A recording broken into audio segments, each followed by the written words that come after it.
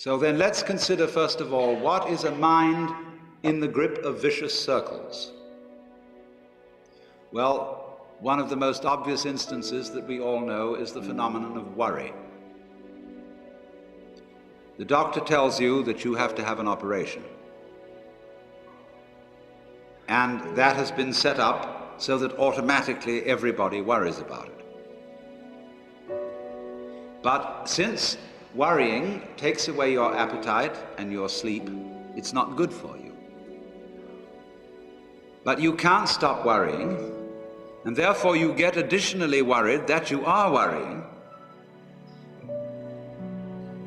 And then, furthermore, because that is quite absurd and you're mad at yourself because you do it, you are worried because you worry because you worry. That is a vicious circle. So now, can you allow your mind to be quiet? Isn't it difficult? Because the mind seems to be like a monkey, jumping up and down and jabbering all the time. Once you've learned to think, you can't stop. And an enormous number of people devote their lives to keeping their minds busy and feel extremely uncomfortable with silence. When you're alone, nobody's saying anything, there's nothing to do. There's this worry, this lack of distraction. I'm left alone with myself, and I want to get away from myself. I'm always wanting to get away from myself. That's why I go to the movies, that's why I read mystery stories, that's why I go after girls or anything that you do, or get drunk or whatever. I don't want to be with myself. I feel queer. So, well, why do you want to run away from yourself? What's so bad about it? Why do you want to forget this? Why do you want to become absorbed? Because you are addicted to thoughts.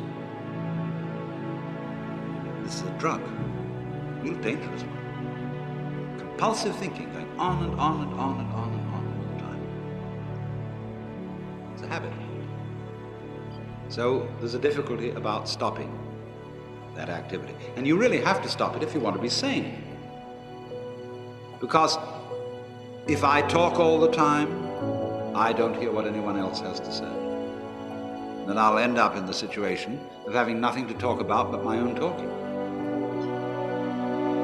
Or so in exactly the same way, if I think all the time, I won't have anything to think about except thoughts.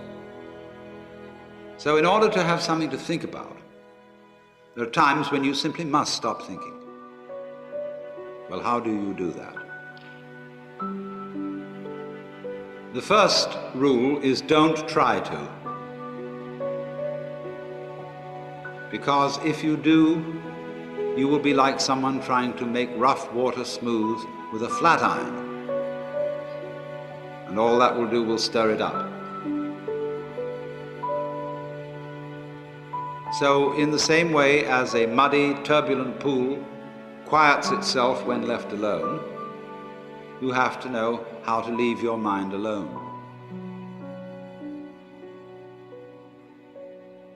It will quiet itself.